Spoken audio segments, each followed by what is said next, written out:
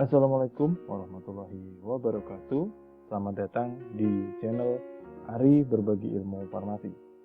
Jadi, dalam kesempatan kali ini saya akan coba berbagi tentang farmakologi antiemetik. Dan untuk yang akan saya jelaskan sekarang yaitu part pertama. Jadi nanti ditunggu untuk part keduanya ya, teman-teman.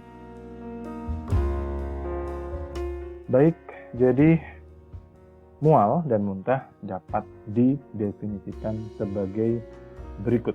Mual merupakan perasaan tidak enak atau tidak menyenangkan dan berkeinginan untuk dimuntahkan.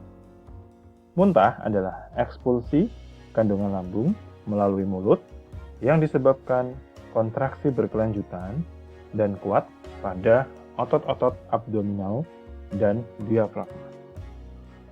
Mual dan muntah merupakan manifestasi dari banyak kondisi dan penyakit. Kondisi-kondisi yang dimaksud misalnya mabuk perjalanan. Jadi kalau kita mabuk perjalanan itu kan bisa terjadi di darat, di laut ataupun juga di udara. Kondisi selanjutnya yaitu kehamilan. Kehamilan misalnya hiperemesis gravidarum. Jika mual dan muntahnya secara berlebihan, maka inilah yang disebut dengan hiperemesis gravidarum pada ibu hamil, walaupun ini sebenarnya jarang. Normalnya, mual dan muntah atau morning sickness terjadi pada trimester awal.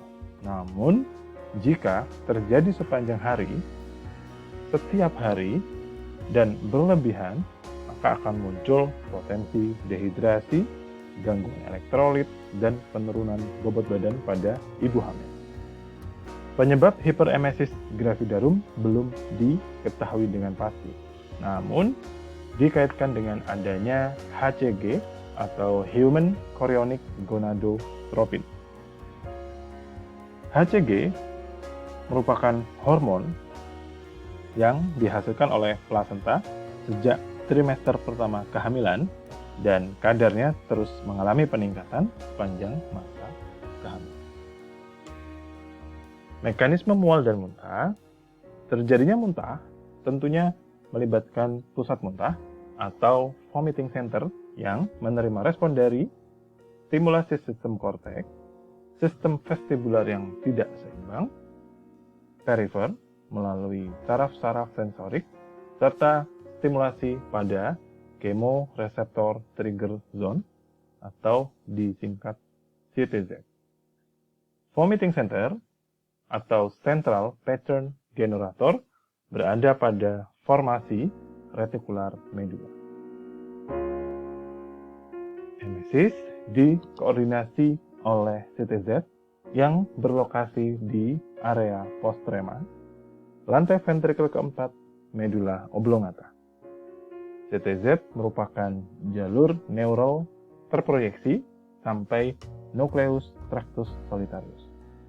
CTZ dapat distimulasi oleh toksin atau obat.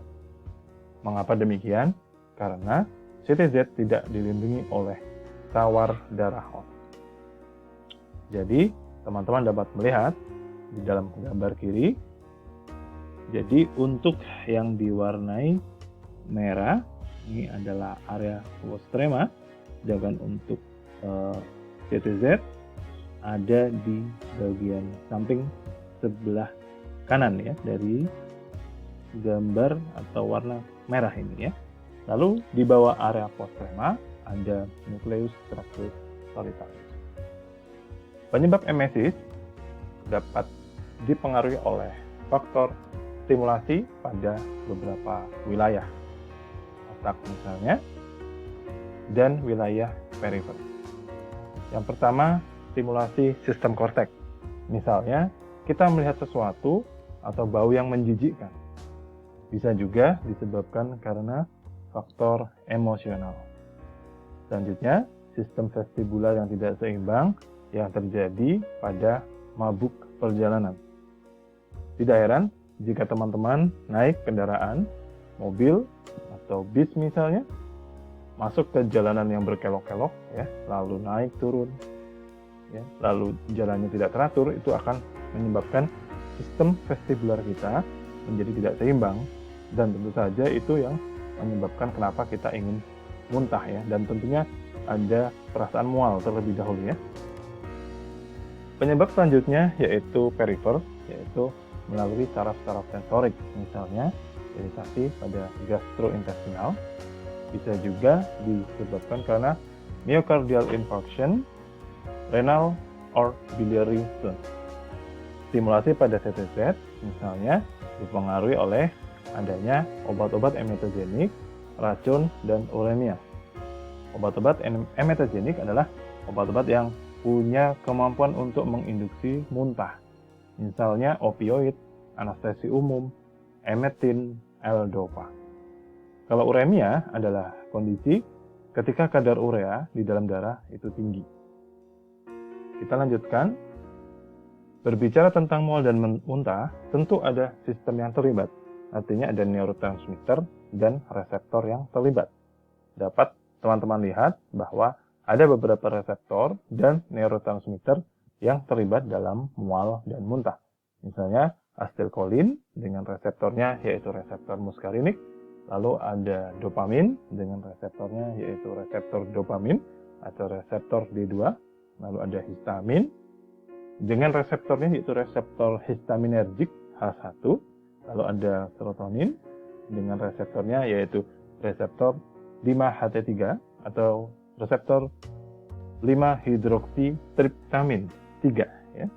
Lalu ada substansi P dengan reseptornya yaitu reseptor neurokinin atau kita singkat selanjutnya dengan NK1, serta opioid dengan reseptornya yaitu reseptor opioid.